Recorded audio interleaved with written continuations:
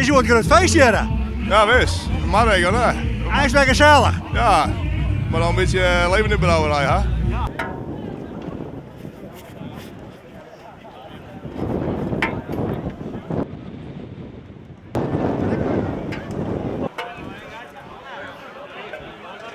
Hoeveel bussen heb je eigenlijk?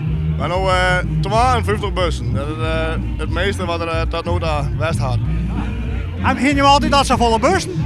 Nee, want ik ga dat er in dit jaar net zo vol weer. Dus als ik hem gewoon benaderen, dan ga ik vragen of er wat bussen voor u beschikbaar zijn. Nou, dan ga ik die hem ophalen. Zo.